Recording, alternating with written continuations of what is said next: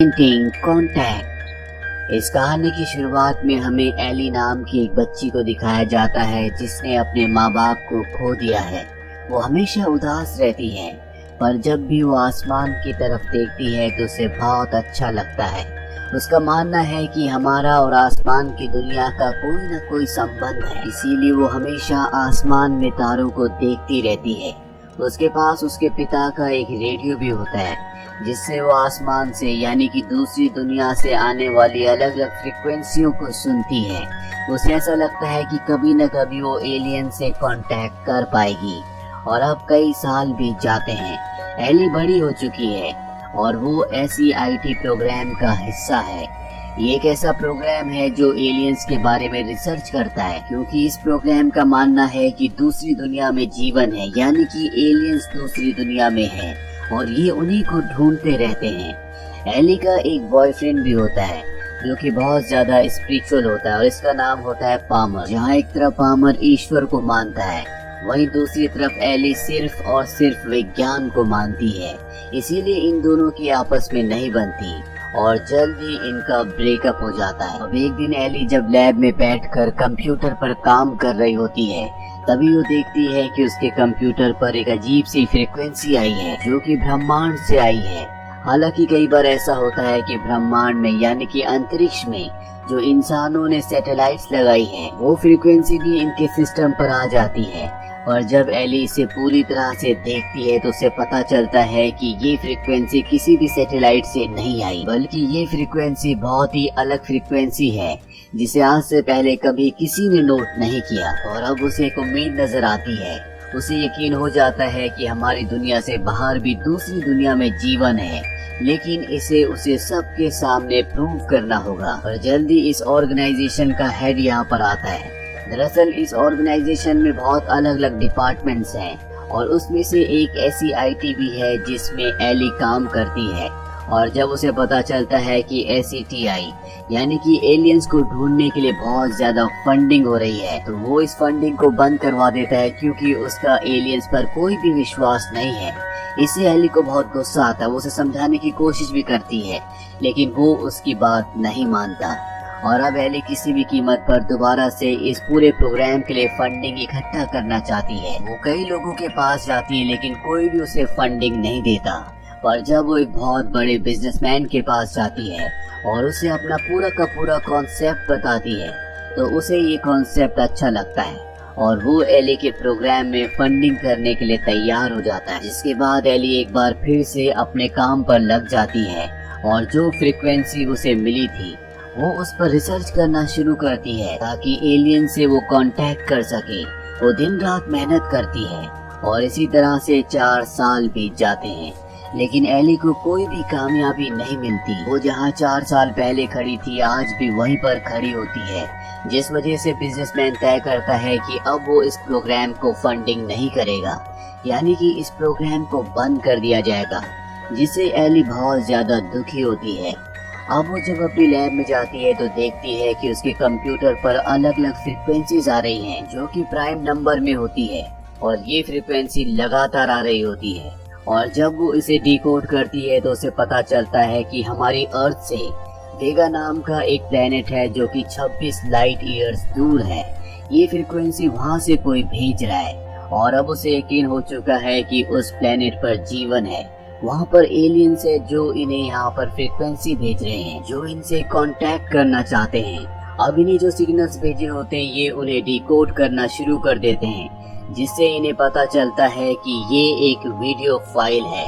और जब ये इस वीडियो फाइल को ओपन करते हैं तो इन्हें पता चलता है कि 1936 के समर ओलंपिक्स में एडोल्फ हिटलर ने एक स्पीच दी थी और ये उसी का वीडियो है।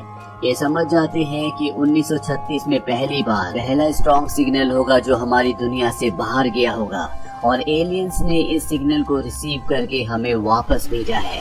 यानी कि एलियंस को इतने साल इस सिग्नल को वापस भेजने में लग गए, जिसका मतलब ये है कि वो दुनिया, वो प्लेनेट जो कि 26 लाइट ईयर्स यहाँ से दूर है, उसका अंदाजा लगाया जा सकता है कि वहां पहुंचने में कितने साल लग जाएंगे। इस सिग्नल के मिलने के बाद पूरी दुनिया में बात फैल जाती है। साथ ही इस जगह की सिक्योरिटी को बहुत ज्यादा टाइट कर दिया जाता है, क्योंकि अब सबको विश्वास हो चुका है कि इस दुनिया में यानी कि हमारी दुनिया से बाहर एलियंस एग्जिस्ट करते हैं। अब इन्हें जो सिग्नल्स मिले होते हैं उसके साथ साथ एली को और भी बहुत सारे सिग्नल्स मिलते हैं जो कि 63,000 पेजेस होते हैं, लेकिन बहुत कोशिश करने के बाद भी वो इन सिग्नल्स को डिकोड नहीं कर पाते। और अब एली उस बिजनेसमैन से मिलने के लिए जाती है जिसने इनके पूरे प्रोग्राम को फंडिंग की है। वो एली को बताता है कि हम जिस तरह से इन सिग्नल्स को देख रहे हैं शायद एलियंस इन सिग्नल्स को वैसे न देखते हो, उनका नजरिया कुछ और हो। एली कहती है कि मैंने सारे तरीके अपना लिए। वो कहते हैं कि तुम्हें एक बार 3D तरीके को भी अपनाना चाहिए। और जब ये 3D में उस पूरे डेटा को उन सभी पेजेस को देखते हैं तो पूरी तरह से हैरान हो जाते हैं। इन्हें पता चलता है कि एलियंस ने इन्हें एक मशीन का डिजाइन भेजा है जिसमें सिर्फ एक ही आदमी ट्रैवल कर सकता है। और ये बात पता लगने के बाद बहुत बड़ी बड़ी ऑर्गेनाइजेशंस आ जाती हैं जो इस प्रोजेक्ट में फंडिंग करने के लिए तैयार है। और तय किया जाता है कि जब मशीन बन जाएगी तो इस मशीन में ट्रैवल करने वाला इंसान SEIT का हेड होगा जिसने सबसे पहले इस प्रोजेक्ट की फंडिंग बंद करवा दी थी। यहाँ पर जो कमेटी होती है उस कमेटी का मेंबर पामर भी होता है जो कि एली का एक्स बॉयफ्रेंड है। वो भी चाहता है कि SEIT का हेड जाए क्योंकि उसे विज्ञान पर कम और ईश्वर में ज्यादा विश्वास होता है। और सभी चाहते हैं कि जब भी कोई एलियंस के सामने जाए तो वो उनके सामने इंसान को इंसानियत को अच्छे से प्रेजेंट कर पाए। अभी मशीन बनाने का काम शुरू कर देते हैं, लेकिन जब दुनिया को ये बात पता चलती है तो बहुत सारे ऐसे रिलीजियस ग्रुप्स होते हैं जो इसके खिलाफ होते हैं क्योंकि उनका मानना होता है कि विज्ञान पर ज्यादा ध्यान दिया जा रहा है और ईश्वर पर कम। और वो दिन आ जाता है जब इनकी मशीन तैयार हो जाती है और SEIT का हेड जब उस मशीन की तरफ बढ़ता है तभी उसे बॉम्ब से ब्लास्ट कर दिया जाता है जिससे उसके साथ कई और लोगों की भी मृत्यु हो जाती है। साथ ही मशीन भी डैमेज हो जाती है। एली का इस बात से दिल टूट जाता है। एक दिन वही बिजनेसमैन जिसने एली को फंडिंग की थी वो उसे अपने पास बुलाता है और जब एली उसे मिलने जाती है तो उसे पता चलता है कि उसकी तबीयत बहुत ज्यादा खराब है, उसे कैंसर है। इसीलिए वो अपने बनाए हुए स्पेस स्टेशन में गया है ताकि वो बीमारी के असर को स्लो कर सके। वो एली को बताता है कि हमने सिर्फ एक मशीन नहीं बनाई थी बल्कि 2 मशीन्स बनाई थी जिनमें से एक मशीन जापान में है। ये सुनने के बाद एली की उम्मीद फिर से जाग उठती है और वो अपनी टीम के साथ जापान चली जाती है जहाँ पर वो देखती है कि वहाँ पर एक और मशीन है। और अब एली तय करती है कि वो खुद ट्रैवल करेगी क्योंकि बचपन से उसका एक ही सपना था कि वो किसी भी कीमत पर एलियन से कांटेक्ट करना चाहती थी। ये बहुत ही खास मशीन होती है। दरअसल इस मशीन से एक वर्म होल क्रिएट होता है और ये फ्लाइंग मशीन उससे ट्रैवल करती है जिससे लंबे से लंबे डिस्टेंस को बहुत जल्दी तय किया जा सकता है। और अब एली उस फ्लाइंग मशीन में बैठ जाती है। जब वो उसे ऑन करती है तो यहाँ पर एक बहुत बड़ा वर्म होल क्रिएट हो जाता है जिससे वो ट्रैवल करते हुए जल्दी अंतरिक्ष के दूसरे छोर पर पहुँच जाती है। और उसके सामने अब वो प्लेनेट है जहाँ से सिग्नल भेजे गए थे जिसका नाम वेगा है। साथ ही उसे यहाँ पर और भी कई सारे प्लेनेट्स दिखते हैं जिन्हें देखकर वो पूरी तरह से हैरान होती है। और अगले पल उसका फ्लाइंग ऑब्जेक्ट, उसकी फ्लाइंग मशीन एक दूसरे वर्म होल के अंदर एंटर हो जाती है। इस वजह से उसके गले का जो कंपास होता है वो निकल जाता है जो उसके एक्स बॉयफ्रेंड पामर ने दिया था। और जब वो उसे पकड़ने के लिए जाती है तो वो अपनी चेयर से उठ जाती है और अगले पल उसकी चेयर टकराकर टूट जाती है। वो वर्म होल की दूसरी तरफ पहुंच जाती है लेकिन बेहोश हो जाती है। और जब उसे होश आता है तो वो एक बीच पर होती है। वो इस बीच को ध्यान से देखती है और उसे याद आता है कि ये वही बीच है जहाँ पर बचपन में वो अपने पिता के साथ आया करती थी। और जब वो दूर देखती है तो वहाँ पर एक आदमी होता है और ये और कोई नहीं बल्कि उसके पिता है। वो उनके पास जाती है लेकिन यहाँ पर एली को समझ में आ जाता है कि ये सिर्फ उसका भ्रम है। दरअसल एलियंस ने उसके विचारों को पढ़ने के बाद उसके विचारों के हिसाब से एक दुनिया बनाई ताकि एली को यहाँ पर बिल्कुल भी डर ना लगे, वो पूरी तरह से कंफर्टेबल रहे। वो एलियन बताता है कि इस दुनिया में बहुत सारे ऐसे प्लैनेट्स हैं जहाँ पर अलग अलग तरह के एलियंस हैं जिसके बारे में तुम सोच भी नहीं सकती। एली कहती है कि मुझे इसका सबूत चाहिए ताकि मैं दुनिया को सबूत दिखा सकूं कि मैं एलियन से मिली थी और इससे पहले कि वो एलियन उसे कुछ कहता। एली को दिखाया जाता है जो अपनी फ्लाइंग मशीन में बैठी होती है और एक बार फिर से वर्म होल खुलता है जिसके अंदर उसकी मशीन एंटर कर जाती है और लगातार ट्रैवल करते हुए एक बार फिर से वो बेहोश हो जाती है।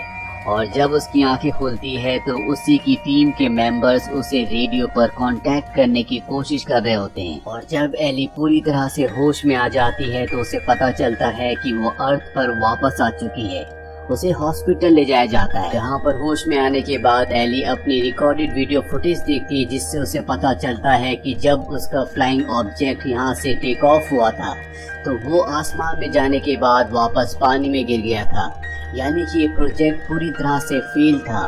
एली सबको बताती है कि उसने वर्म होल के अंदर 18 घंटे बिताए, साथ ही वो एलियन से मिली जो कि बहुत ज्यादा एडवांस थे, लेकिन उसकी बात पर कोई भी विश्वास नहीं करता क्योंकि सभी के अनुसार उसका जो फ्लाइंग ऑब्जेक्ट फ्लाइंग मशीन थी वो यहाँ से कहीं गई नहीं थी। एली के इस पूरे प्रोजेक्ट की पूरी जर्नी के लिए कमेटी बैठाई जाती है जिसमें उससे सवाल पूछे जाते हैं। एली बताने की कोशिश करती है कि वो एडवांस एलियन से मिली थी, लेकिन उसके पास कोई भी सबूत नहीं होता, इसीलिए उसकी बात पर कोई विश्वास नहीं करता। सबको लगता है कि वो एक झूठी कहानी बना रही है। दरअसल उसके साथ एक रिकॉर्डर भी होता है, उसमें भी कोई आवाज नहीं होती, लेकिन यहाँ पर खास बात ये होती है कि भले आवाज उसमें रिकॉर्ड नहीं हुई, लेकिन रिकॉर्डिंग की जो टाइमिंग होती है वो 18 घंटे की होती है, जबकि इंसानों की दूसरी टीम मेंबर्स के अकॉर्डिंग जब उसकी फ्लाइंग मशीन आसमान में गई थी जल्दी वो वापस लैंड हो गई थी। इसका मतलब ये है कि 18 घंटे की रिकॉर्डिंग नहीं होनी चाहिए थी। और जब सबको पता चलता है कि 18 घंटे की रिकॉर्डिंग थी, उन्हें कहीं न कहीं एली की बात पर विश्वास होना शुरू हो जाता है। उन्हें लगता है कि इसमें कुछ न कुछ सच्चाई है। साथ ही उसका जो एक्स बॉयफ्रेंड होता है जिसका नाम पामर है, जो इस ऑर्गेनाइजेशन का एक मेंबर है, उसे एली की बातों पर विश्वास होता है और अब कमेटी एक बार फिर से एली को फंडिंग करने के लिए तैयार हो जाती है, यानी कि दोबारा से मशीन बनाई जाएगी और हो सकता है कि एक बार फिर से कोई अंतरिक्ष में यानी कि दूसरी दुनिया में जाए। दरअसल एली सच बोल रही होती है, उसने वर्म होल से ट्रेवल किया था। हालांकि जिन इंसानों ने उसको ट्रेवल करते हुए देखा था उनके हिसाब से चंद ही पलों में उसका फ्लाइंग ऑब्जेक्ट फ्लाइंग मशीन वापस धरती पर लैंड कर गई थी, लेकिन वो धरती का समय था। उन्हीं चंद पलों में उसने वर्म होल से ट्रेवल करके पूरे ब्रह्मांड को देखा। साथ ही वो वेगा प्लेनेट पर भी गई थी जहाँ पर उसने एलियन को अपने पिता के रूप में देखा। उसकी पूरी बातों पर सच्चाई थी। अगर सच्चाई नहीं होती तो कोई कैसे इतनी बड़ी इतनी एडवांस मशीन की पूरी इंजीनियरिंग इंसानों को कोर्स में भेजता। तो ये थी पूरी की पूरी कहानी फिल्म द कॉन्टैक्ट की। ये फिल्म ईयर 1997 में रिलीज हुई थी। IMDb पर इसकी रेटिंग है 7.5। उम्मीद करते हैं कि ये कहानी आपको पसंद आई होगी।